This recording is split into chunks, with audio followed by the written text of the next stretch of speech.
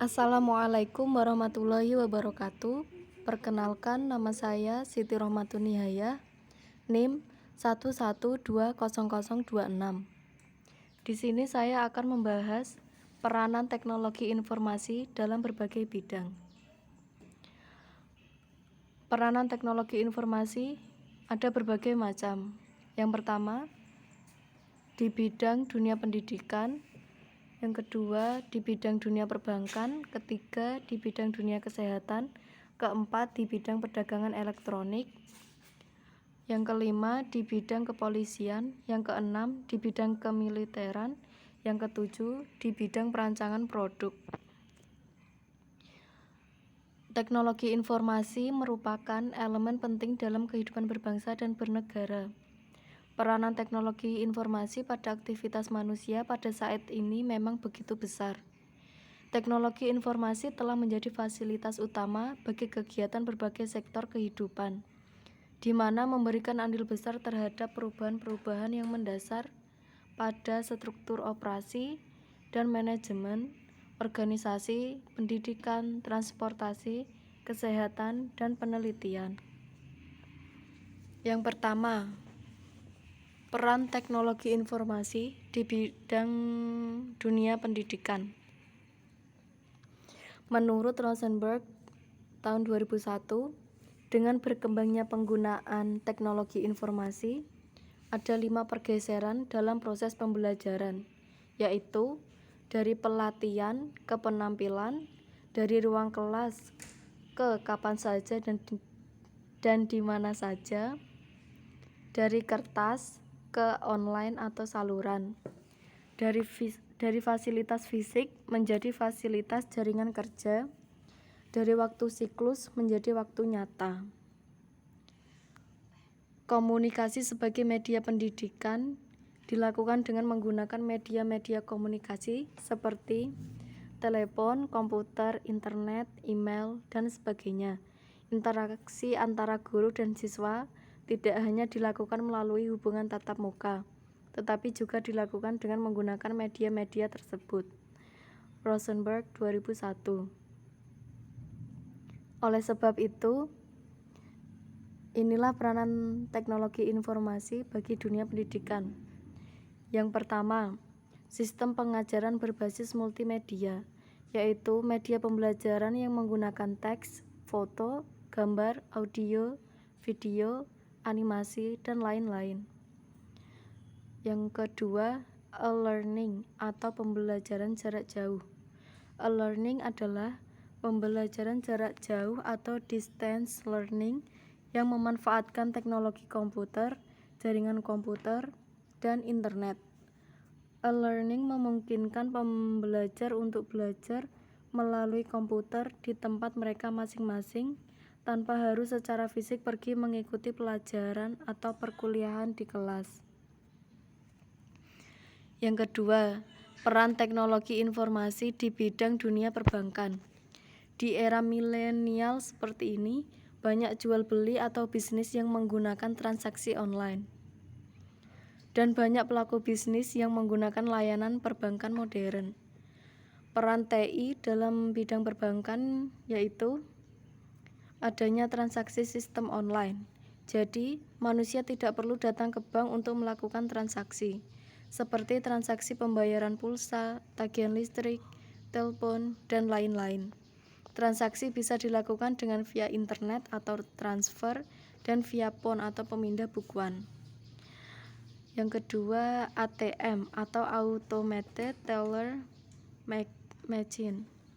Alat yang digunakan untuk transfer atau mengecek rekening seseorang tanpa harus datang ke bank langsung. Kartu ATM juga bisa digunakan di tempat perbelanjaan atau di restoran. Yang ketiga, peran teknologi informasi dalam bidang kesehatan. Teknologi informasi di bidang kesehatan atau kedokteran, komputer juga telah memperlihatkan peran yang sangat signifikan untuk menolong jiwa manusia dan riset di bidang kedokteran. Ini beberapa peran teknologi informasi. Yang pertama, rekaman medis pasien secara elektronik. Yang kedua, informasi pasien.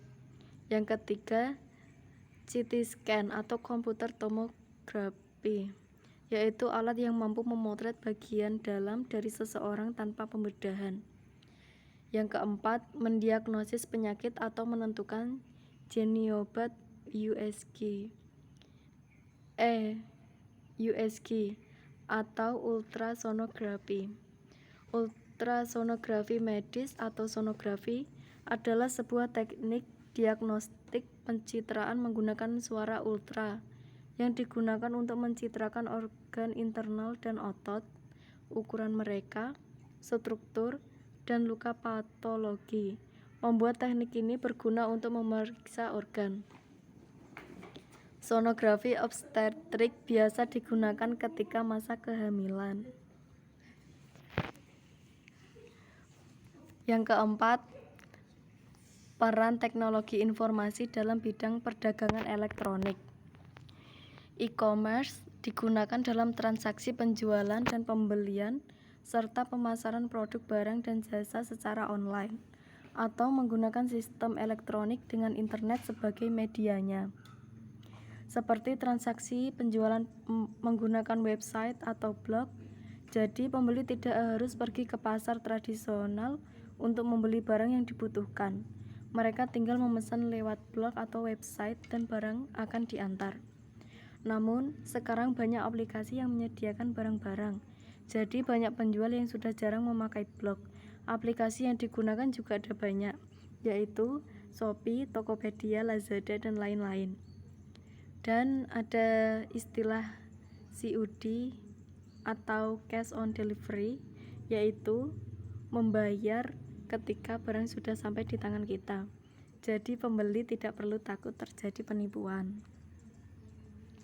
Yang kelima, peran teknologi informasi dalam bidang kepolisian. Kepolisian menggunakan teknologi informasi untuk melakukan berbagai aktivitas. Di antaranya, yang pertama, pembuatan SIM. Yang kedua, sidik jari.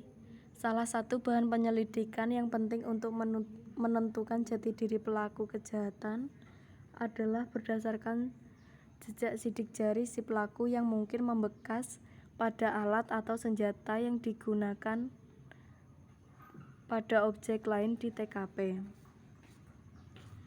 Yang ketiga, face recognition atau pengenalan wajah. Selain untuk pengawasan dan keamanan, face recognition teknologi juga dapat digunakan sebagai alat verifikasi untuk absensi atau time attendance di perusahaan, badan pemerintahan, institusi pendidikan, dan organisasi lainnya. Yang keempat, LEADS atau Law Enforcement Automated Data System, yaitu untuk melacak para mantan napi dan mencocokkan dengan cepat terhadap foto tersangka. Yang keenam, peran teknologi informasi dalam bidang kemiliteran. Di masa lalu, militer memandang informasi hanya merupakan pendukung pertempuran. Di masa yang akan datang, informasi tidak lagi merupakan fungsi pendukung, tetapi sudah memegang peranan yang utama di dalam pertempuran. Di masa depan, teknologi informasi menyebabkan organisasi yang hierarkis akan menjadi suatu yang usang. Ini akan mendorong ke arah berkembangnya organisasi yang lebih flat, dan struktur yang ada sekarang ini perlu untuk ditinjau ulang. Teknologi informasi membuat organisasi militer dapat sedikit melonggarkan pengendalian. Teknologi informasi memungkinkan kekuasaan pengambilan keputusan diserahkan pada tingkat serendah mungkin. Teknologi informasi membuat kompleksitas pada organisasi militer lebih berat daripada sebelumnya. Kompleksitas ini dapat diatasi dengan menggunakan peranti lunak yang dirancang untuk keperluan tersebut, terutama perkembangan pesat pada peranti lunak database. Yang ketujuh, peran teknologi informasi dalam bidang perancangan produk. Yang pertama, 3D Home Architect atau perangkat lunak untuk perancang rumah. Para perancang rumah dapat menggunakan perangkat lunak yang khusus ditujukan untuk keperluan itu. Misalnya 3D Home Architect atau Broadband Software (INC). Dengan program seperti ini, perancang dapat membuat tata letak ruangan dan kemudian melihat hasilnya dalam bentuk 3 dimensi. Yang kedua, CATIA atau Computer Aided Three Dimensional Interactive Application, yaitu perangkat lunak untuk perancangan mobil atau pesawat. Merancang produk dengan teknologi informasi merupakan sesuatu yang telah umum dilakukan. Di Prancis, sebuah pabrik dapat merancang mobil atau pesawat terbang tanpa menggunakan kertas. Dodge dan Daimler Chrysler merupakan contoh perusahaan yang mengandalkan perangkat lunak ini untuk mewujudkan desain mobil beserta komponen-komponennya dan bahkan untuk mengujinya. Boeing Company, industri pesawat terbang terbesar di Amerika, juga menggunakan CATIA untuk merancang pesawat terbang. Hal yang menarik adalah dengan menggunakan software tersebut, perusahaan ini membuat inovasi yang melibatkan pelanggan dalam melaksanakan perancangan dan pengujian. Software yang sama digunakan oleh industri pesawat terbang di Indonesia, IPTN. Sementara itu, PT PAL Indonesia telah lama menggunakan perangkat lunak CID CAM bernama Foran untuk mendesain dan membuat kapal. Sekian dari saya. Mohon maaf bila ada kesalahan. Wassalamualaikum warahmatullahi wabarakatuh.